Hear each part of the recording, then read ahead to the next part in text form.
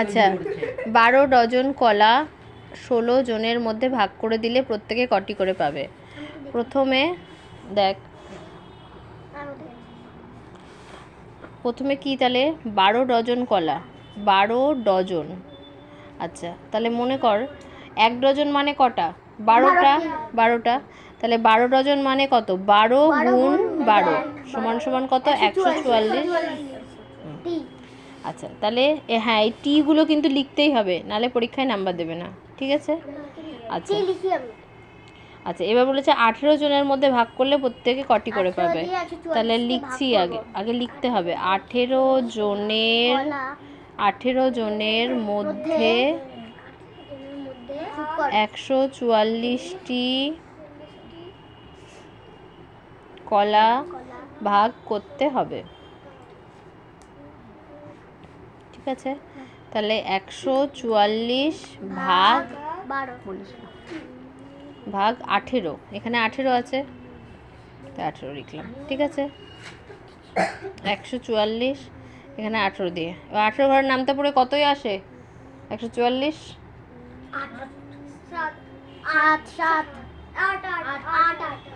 8 দিয়ে আসে। এর একটা সহজ পদ্ধতি আছে, বুঝিয়ে দিই ব্যাপারটা। ব্যাপারটা হচ্ছে এরকমই, দেখ 8 8টা কত? 8 8টা 64, 64 শেষে কত? 4, এই দেখ এখানে 4 আছে। এই হচ্ছে শর্টকাট বুদ্ধি, ঠিক আছে? কি বুঝলাম, বোঝা গেল? 8 8টা কত? 64, 64 শেষে কত? 4, এই দেখ এখানে 4 আছে, তার মানে 8 দিয়ে হওয়ার চান্স আছে। যদি তারপরে মনে হয় তখন এই 8 দিয়ে যদি আসতে একবার গুণ করে মিলিয়ে নিবি যে সত্যিই 144 হয় কিনা। মানে এটা হচ্ছে বড় অঙ্কের ক্ষেত্রে সুবিধা, ঠিক আছে? আপাতত এখানে 8 দিয়েই হবে, আমি ডাইরেক্ট লিখে দিলাম। বলেছে প্রত্যেকে কটি করে কলা পাবে, তাহলে লিখছি উত্তরে প্রত্যেকে 8টি করে কলা পাবে, ঠিক আছে? আচ্ছা, এবার কি বলছে দেখ, 24 ঘন্টায় একদিন হলে 168 ঘন্টায় কত দিন হবে? তাহলে কি বললো, লিখছি, যা বলেছে সেটাই লিখছি। 24 ঘন্টায় একদিন, তাই বলেছে। তাহলে বলেছে 168 ঘন্টায় কত দিন, কি করে বার করব? 168কে ভাগ করব কত দিয়ে? 24 দিয়ে, ঠিক আছে? দিয়ে এখানে যত দিন আসবে সেটাই উত্তর। তাহলে করছি, এখানে কত লিখব? 168 আর এখানে 24। দেখ এই 4-এর ঘরের নামটা পড়ে দেখ যে কোথায় 8 আসে। 4 দুগুণি 8 আসে একটা, কিন্তু 2 দিয়ে নিশ্চয়ই 168 আসবে না, ঠিক আছে? তাহলে তারপরে দেখতে হবে বড় সংখ্যা কি দিয়ে আসে, একটু ভেবে দেখ এবার। 3 4 12, 4 4 16, 4 5 20, 4 6 24, 4 7 28, 28-এর শেষে 8 আছে, তাহলে আমি এখানে করে দেখছি 24কে 7 দিয়ে, ঠিক আছে? 4 7 28-এর 8 হাতে কত? 2, 4 দুগুণি 8, 8 আর 2-এ 7 দুগুণি 14, 14 আর 2-এ 16, এক মিলে গেল। তাহলে 7 এখানে দিলাম, এখানে লিখলাম 168, ঠিক আছে? বিয়োগ করলে 0। তাহলে এত কি, এত দিন এখানে কিন্তু লিখতে হবে, এখানেও কিন্তু টি না, এখানে দরকার নেই, 7 দিন লিখে দিবি। তারপরে এখানে কি বলেছে? 168 ঘন্টায় কত দিন হবে? তাহলে উত্তর লিখবি 168 ঘন্টায় 7 দিন হবে, বোঝা গেল? এরপরে কোনটা বলেছে? বর্গের জ। এরপরে বলেছে বর্গের জ, ঠিক আছে? বলছে একটি বলের দাম 15 টাকা হলে 180 টাকায় কটি বল পাওয়া যাবে, ঠিক আছে? গ নাম্বার।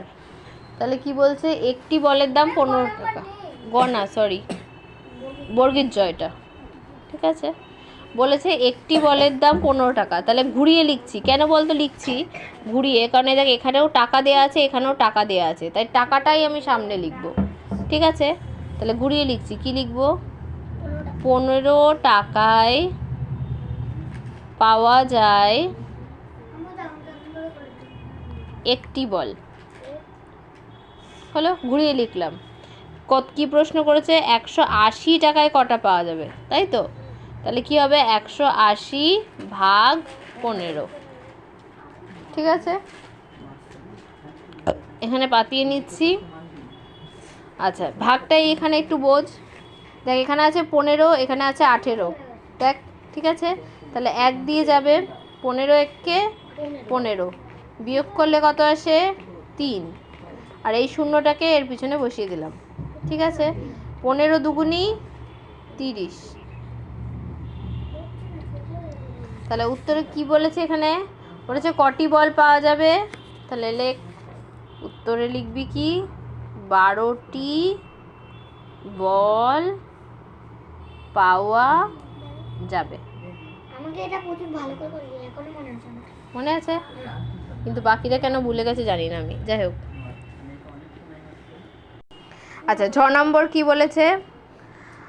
1060 লিটার তেল 20 লিটার মাপের ছোট ছোট পাত্রে রাখতে কটি পাত্র প্রয়োজন? তাহলে 1060 লিটার তেল আছে, এটাকে কটা পাত্রে রাখবে? এরকম 20টা পাত্রে রাখবে।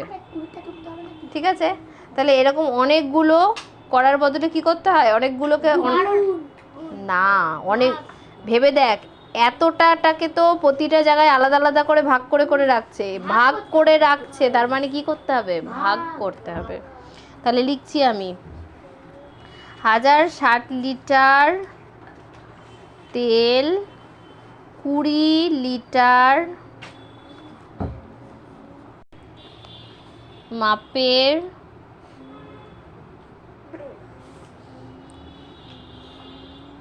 পাত্রে রাখতে হবে।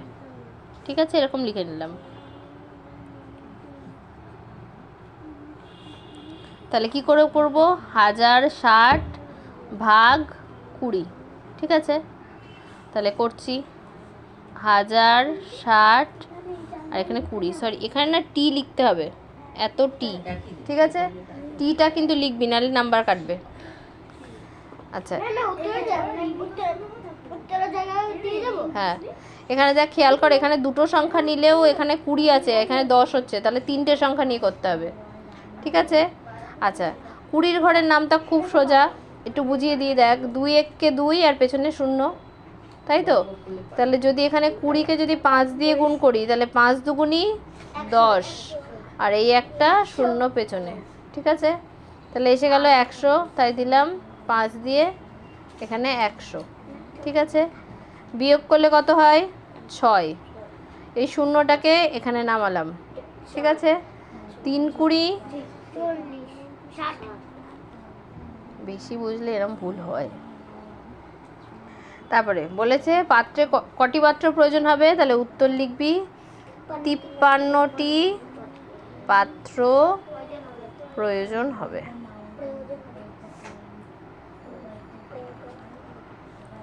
আচ্ছা, এরপরে কি আছে?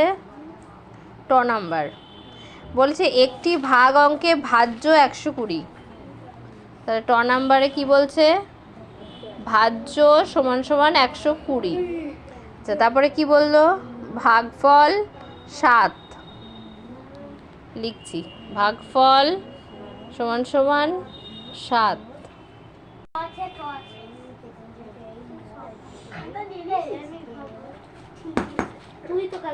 দেখ, এখানে এই ফর্মুলাটা করবি, দেখ টাকা, ভাজক সমান সমান ভাজ্য বিয়োগ ভাগশেষ, এইটুকুকে ব্র্যাকেটের মধ্যে রাখবি, ভাগফলটা ব্র্যাকেটের বাইরে রাখবি। ঠিক আছে, নাহলে কিন্তু নাম্বার পাবি না।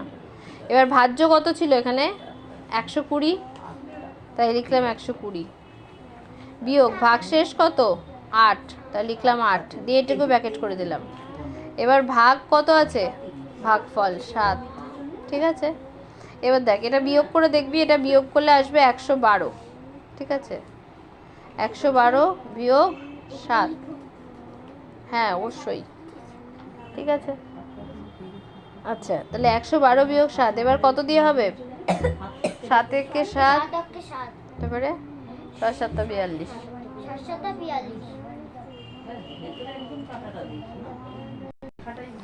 তাহলে লিখবি এবার ভাজক সমান সমান 16। হলো? এরপরে আছে ঠ। ঠ কি বলেছে? বলছে একজন শ্রমিকের 17 দিনের মজুরি এত টাকা হলে দৈনিক মজুরি কত? 17 দিনের মজুরি কত বলছে? 5270 টাকা। তাহলে দৈনিক মজুরি, দৈনিক মানে কি? একদিন। দৈনিক মানে একদিন, তাহলে এক দিনের মজুরি কত? ভাগ 17। ঠিক আছে, এটা ভাগ করবি 17 দিয়ে। 3 17 51। বিয়োগ করলে কত হবে? 1। এই 7টাকে এর পেছনে নামালাম, 17 একে 17। এবার দেখ এই শূন্যটাকে যদি এখানে নামাই, আর কোনো জায়গায় যাবে? যাবে না, তাহলে এখানে একটা তুলে দিলাম শূন্যটা। হলো। এবার তাহলে উত্তর কত লিখবি? বলেছে দৈনিক মজুরি কত, তাহলে লিখবি দৈনিক মজুরি 310 টাকা। বোঝা গেল? দৈনিক মানে দিনের। দৈনিক মানে একদিনের। ঠিক আছে।